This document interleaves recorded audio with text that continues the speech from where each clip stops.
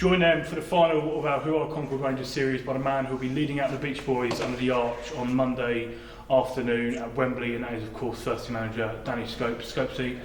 4 days to go now, so how are we feeling? Yeah, excited. Yeah, really pleased with the boys. The boys around the squad and my management team. Couldn't have asked much more from them over this sort of 5 weeks that we've been in sort of preparation for this game. They've been excellent, so I think it's all sort of coming together now, and I don't think we could be in a better place really. I think we're in a real good place. Obviously we know it's going to be a tough challenge ahead, but I think we've done everything we possibly can to make sure we're ready for it, and so I feel confident and in a good place. Perfect. We'll leave the preview to another day. Okay. We're here to talk about the football club and just your time here in general. Yeah. For you then, what would be the most memorable game you've either played in, you've either watched as a supporter or managed in as obviously the manager of the first team? Yeah, I get asked this quite a lot, and I've probably got a couple really that I would probably go for as a player manager. That was my title that year. I didn't do much playing towards the end of that year, but lost my place in the team, couldn't get it back. But I think the most memorable game for me would be the Barkingside game, last game of the season in my first season as player manager in the Essex Senior League. I think the success after that is everybody knows about, but I think that was the one that set us off on that magical journey really, and I think it could have been so different, and if we hadn't have scored that goal and maybe drew that game and not got promoted, a goal disallowed in that maybe was very, very close to being a goal, and I don't think if that day hadn't have happened, I dread to think what might have happened. We might not have had this opportunity, or the club might have done, but I might not have done. So I think that's probably got to be the most memorable for that reason, because it's like I said, it started us off on this journey, and if we hadn't have done that, there was a bit of a trend back then of teams and players moving around in the Essex Senior League, and they sort of almost moved where the money went, and teams had financials and got all the good players in, and we didn't do that this year. We had good support that year, but we didn't have that, and it was that was probably the most memorable one. And when that final whistle went on that day, it was a real good relief that we'd managed to get over in a tough season, and my first season as a manager as well. So do you say then that kind of game was kind of a catalyst for really in a kind of a shift up a gear for the team and the club itself to just plough up through the levels of non-league football? Yeah, I think so. I think it give us the confidence to go into the next level. I think it was a hard league to get out of, so lots of teams have tried over the years, and Concord won it over the years but not actually got promoted. But to get out of it was what we needed, as you said, the catalyst, and get us going, and we went into the Ryman's North, as it was called then, with real confidence after that, and managed to keep the squad together. We attracted a few more players because we moved up a level and they wanted to play that level, and the rest is sort of history from there really, and it was like a start of a great journey, I think I can call it, and that was something I'm proud to be part of. And that journey to climaxes on Monday afternoon, doesn't it? Yeah, definitely. Like I say, been lots of ups and downs. I think you have a lot of disappointment sometimes, or bad moments in football. Sometimes the bad moments outweigh the good moments, so you've got to make the most of these sort of days. We've had some good success in a short space of time, and not only when I was manager, but when I stepped away as well, the club carried on moving forward.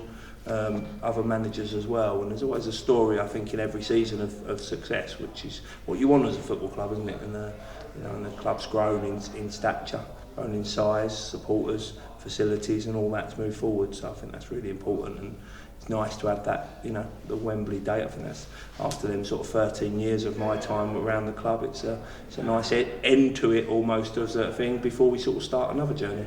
Yeah, it makes it sound like you're leaving, doesn't it? That's very helpful. Yeah, I think you're still here next season, aren't you? Yeah, I hope so. Yeah. I haven't done terms yet, but I hope so.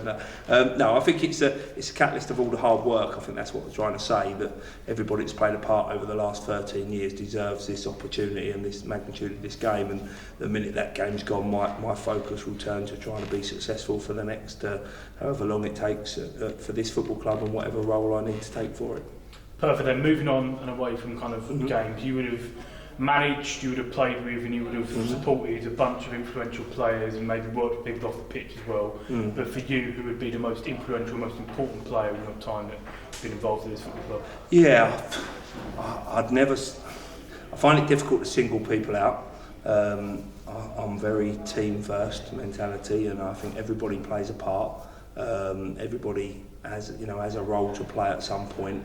I hate end of season presentations where you have manager player or players player, because I think it's a team game, it's not an individual game, and yeah, the individual accolades are nice for the player, but for as me as a player and as a manager, I like it as a team. So it'd be difficult to pick one, if I'm honest, because I wouldn't want to let anyone down at all, really, because I really do feel that it's been a real team effort and there's been some vital cogs in the wheel over the journey. So Nicky and Danny are a big part of that, and someone I really look up to and loved working with, and we've had other great players, and I go back to people like Danny Hill at the start, who was Concord through and through, leading scorer, and been around, and without people like him at the start and getting people together and creating a culture and an atmosphere and a bit of togetherness, without people like him, that might not have helped us as well at the start. But yeah, I'd struggle to single someone out, so I'm going to sit on the fence on that one. But I think it's our football club, and there's been lots of good players over that time. I'm like Danny, who when I spoke to you yesterday mentioned I think every single player. Yeah, I probably could go on that line, and I've watched, managed, coached, watched some wonderful players even up to this season. And it's been a great pleasure to watch them in the yellow shirt, giving their all, and I think that's for me is the best bit for me. Perfect then. And you mentioned the County brothers, and obviously they've gone on to Portsmouth now, and just outside the playoffs. When I spoke to them yesterday, they really kind of picked you up, not just a person, but a manager and kind of your ability. Yeah. When people like that speak so highly of you, and I know you're good friends as well off the pitch. Yeah. How does that feel when two managers who have pretty much done it all really in non-league football and in lower stages of the football league, when they talk about you in such high regard as such, an integral man at this football club?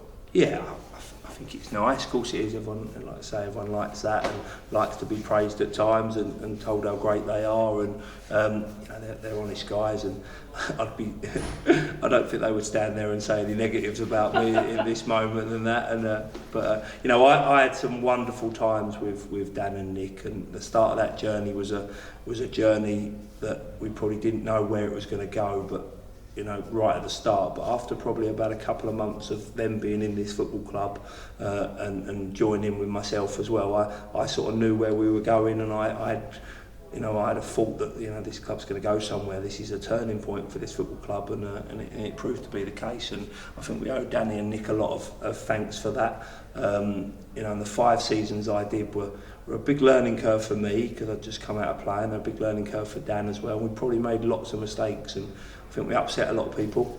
We had a way of doing things. We were both winners. I think that's what you could call us both, and Nicky as well. We wanted to win games of football, and once that whistle went, we'd do anything to try and win it. And I think we probably upset a few people in that year, but like I said, it was nothing personal. It was just us being hungry to try and be successful, and we carried that on. And I think the best thing we had, the relationship me and Dan had, was there was loyalty probably in that relationship.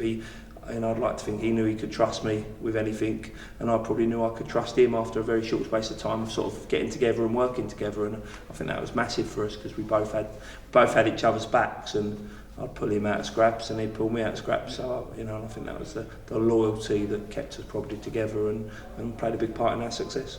You mentioned loyalty, and I'm going to bring maybe a different form of loyalty in about the people who may be behind the scenes of the club that no one's going to, that people know who are here every week. Like to James and both Jack Jr. and Jake Senior and stuff like that. How integral are those people and Toby and stuff like that to not just where the club rate is now, but just kind of in general for you on personal levels? So how big are they in importance to this football club? Yeah, well, I think they are the football club, aren't they? I think that's what I would call them, and they were here way before me, before I come in, and and I can only thank them for making me feel welcome and part of it. And I was a loyal player for another football club and stayed there for quite a long time and had good friends there. And when I come here, it didn't take long for me to become part of this football club, and I think that was credit to all them people behind the scenes. And there's not loads of them, there's not a big band of them, but they're all loyal. They're all hard working. They give up a lot of time for nothing. They're all unpaid. Majority, 99% are unpaid workers at the football club, and they will do lots. And they almost built the foundations of this club, and all the bits that have come on top would only be possible because of them foundations that we had. And we're trying to build the house up, and without their hard work and that foundation, we wouldn't be able to do that. And it's built on real good, solid foundations, and that's something we should be proud of, and they should be proud of for all their efforts. Moving on then, again, I'm bouncing off what people have said before, because I've spoken to so many people who probably made over 1,000 appearances combined. Great to listen to, yeah, love seeing them, and great people, you know what I mean, great people. A lot of them mention the Concord DNA and the Concord Way. Yeah. For you, and obviously you're an integral part of this football club, what is the Concord Way or the Concord DNA? Yeah, it's a difficult one to bottle up, because I think it's lots of things that go together really. And I said this to the boys after we played Stevenage in the FA Cup, that there was so much Concord DNA within that performance that, you know, if you could get it all together and bottle it up, that would be your Concord DNA. And I don't think you could put it down to one thing. I think it's grit, it's substance, it's a never give up attitude, it's a desire to do well and compete. It's accepting what we are. I think that's quite important. You know, you're not going to come here and get rich. You're not going to come here and play in front of 2,000 supporters every week. You have to accept that. It's on an island. You know, it's going to be a bugger to get to. But I think to buy into the DNA, you have to accept what we are. And I think that's probably what the DNA is, if that makes sense. I think you have to accept what this club is about and respect the people that are about it. And if you do that, you'll be welcomed in and you become part of that family, and you'll get that DNA. And, you know, I think teamship and togetherness and grit and substance, I think that's probably all boiled up into what you would call a DNA. Finally then, I'm going to skip the dictionary definition question, because I think you've done that over the last few minutes. Yeah. And it's probably going to be even tougher for you, but if you were going to find 3 words to describe Concord Rangers Football Club, what would they be to you and why? It's funny you say the 3-word thing, because we used to have a kit man that we'd always, me and Dan would always say, right, come on, his name was Ginge, and we'd say to him, come on, Ginge, 3 words, and he'd either say 4 words or 2 words. So I feel like I'm putting myself under pressure now not to have a Ginge moment. Well, it's a tough one, because there is so much that this club, you know, is about and what it stands for. It's real difficult to do that. I'd probably say, yeah, no, it's a tough one. It's a tough one. It's not often I get you speechless, to be fair. No. I'll tell you what it is. There's so much this football club means to me as a person and to the people of it. I don't think you can put it into 3 words, and that's not me trying to avoid the question. It's more than that. You know what I mean? It's you know, you've been part of it for a short space of time, and you've come in and you've been excellent for us as well. And I think you can feel it. And I'll take that. And you have done, and what this club means, and that's what this, you know, all in it together. You know what I mean? That's what we've got to be, and that's what we're about. And you know, we're an underdog, we're a small club, and fighting, punching above our weight, and that's got to carry on, and we've got to believe in that. You've got to enjoy that, and I think all in it together is something that we probably are, and we have to stick by as well, and can't get carried away with ourselves just because we got to Wembley.